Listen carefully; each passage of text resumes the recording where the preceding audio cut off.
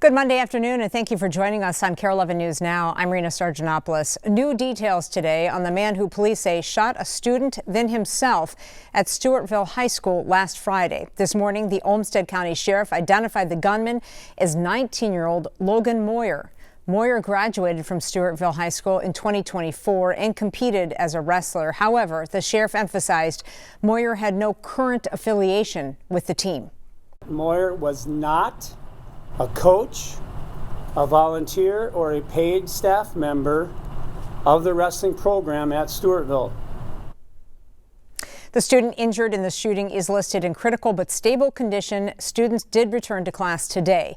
The superintendent, Belinda Selfors, says extra support staff will be on hand for students and staff this week.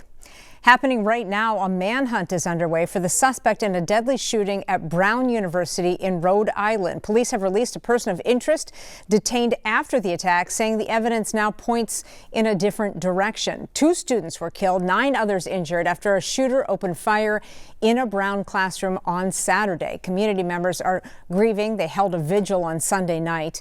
The mayor of Providence says a video that has been released to the public is the, quote, clearest picture of the person believed to be responsible. But of course, this investigation is ongoing. Some students say they no longer feel safe on campus. A lot of people found a lot of relief in knowing that the authorities had caught this person and recovered the weapons that this person may have used. And now to know that he may still be on the street is extremely scary. Do you feel safe here right now? I don't feel safe here whatsoever. Right now, there's no immediate threat to the university, but school leaders say all remaining undergraduate and graduate exams and projects for the fall semester have been canceled. On the other side of the world, hundreds of mourners in Australia are paying their respects at the site of a mass shooting Sunday that left 16 people dead. Investigators say 2 gunmen, a father and son, opened fire at a Jewish festival, killing 16 and injuring 40 others. Police say the father held a firearms license since 2015 and did have 6 registered firearms. Developing this afternoon, Rob Reiner's son Nick has been arrested and charged in connection to the death of his parents. They were found stabbed to death in their Los Angeles home Sunday. Police have been treating this as a homicide investigation from the beginning. We have our robbery homicide division handling the investigation. They worked throughout the night on this case and were able to take into custody Nick Reiner, a suspect in this case. He was subsequently booked for murder and is being held on $4 million bail. Pretty much that's what I can share at this point, but again, a very, very tragic incident. Right now, investigators are still looking for a motive for the alleged murders. Tonight, the Robbinsdale School Board is expected to vote on closing schools. Several schools are in danger because of ongoing financial issues within the district. Late last month, the school board presented its plan to the Robbinsdale City Council, citing the need to more efficiently use school space within the district. Their meeting starts tonight at 6. Governor Walz announced the creation of a new fraud prevention program and hired a new statewide watchdog. Investigative reporter AJ Legault has the latest developments in his housing hustle investigation.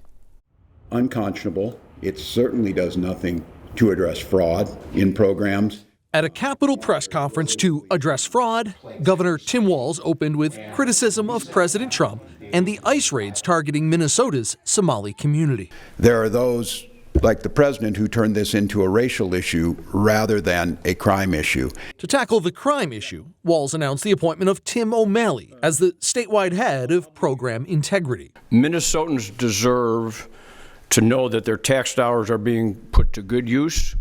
O'Malley is currently the state's interim chief administrative law judge. He's a former FBI agent and served as BCA superintendent under Republican Governor Tim Pawlenty. While I'm honored that Governor Walz has asked me to assist in combating fraud here, know that I'm not here to serve him.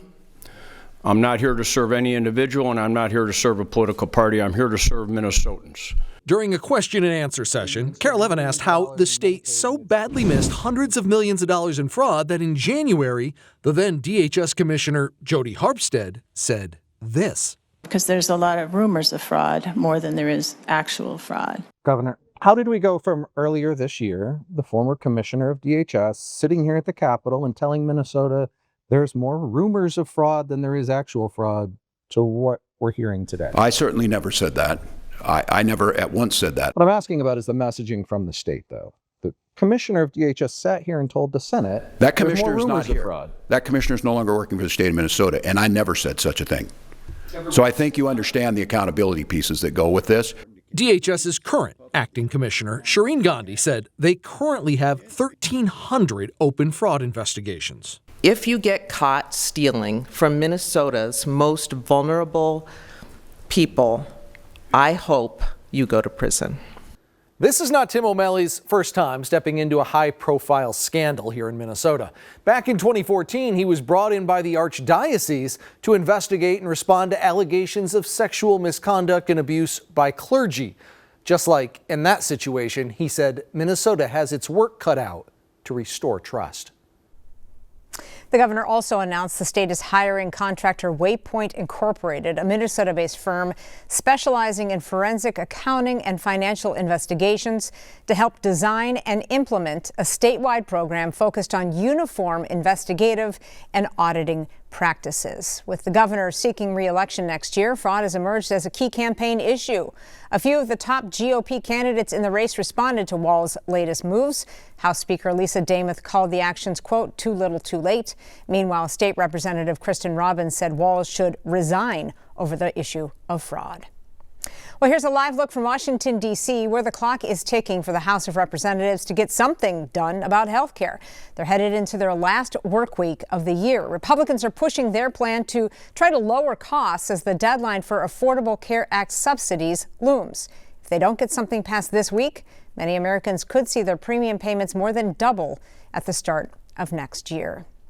Well, as the temperatures swing up this week, it will be important to watch out around your home. Fluctuating temperatures, lots of snow, and cold snaps are causing ice dams. They can clog up your gutters, causing the melting snow to instead seep into your home. Experts say things might actually get worse. The damage normally includes interior finishes, warped flooring, mold in the walls, cabinet doors that don't like to open, that sort of thing. He says better insulation and heat cable systems are just some of the ways you can protect your home. There's also services that will remove them using hot steam, like you see right there, to melt through all of that ice. Well, you can find just about anything in downtown Minneapolis except maybe a public restroom that is not a porta potty. Statistics show there are about 18 public restrooms per 100,000 people in Minneapolis. That's nothing compared to Madison, Wisconsin, that has twice that many public restrooms. Ian Russell has more on the city council's plans for relief. No matter who you are, there's one thing that we all have in common. When you gotta go, you gotta go. You know what I mean? Everybody's gotta go. The only problem is finding where. I've been down here at 2 in the morning and had to use the bathroom and couldn't go. You know, it's a painful feeling to hold it. There's a handful of public restrooms in downtown Minneapolis open during business hours. Even fewer open 24/7. Fans coming from the Twins game, they come down here. Where are they going to use a restroom at? And now there's a push to solve that. If you want people to go downtown, you have to provide a place for them to go when they're downtown. City Council member Katie Cashman is pushing to add public bathrooms along the Nicollet corridor, not just downtown. Officially approved Tuesday to be included in next year's budget. This proposal would see at least 5 public restrooms added to this corridor using $700,000 from a different project that never happened. Why we kind of went on the upper end to make sure that there's a cushion and that it's successful. Walk signage on the cross, 9th. It's not a new idea. The Downtown Improvement District, also known as DID, has pushed for that for years. Having restrooms that are easily available, that are dignified and offer a great experience is a really big deal. Minneapolis looked at a few ideas from other cities with some high-tech things to prevent graffiti and to get people in and out. We definitely need them, but we also definitely need them to be a safe place. Clean, no surroundings, and use it and come back out. DID and Cashman say this would also help with cleanliness. I think that we deserve to have nice public amenities that attract people into our downtown. Mayor Frey has until next Tuesday to make a decision on that budget. In Minneapolis, I'm Ian Russell, KARE 11 News. Stick with us. More news and weather coming up after the break.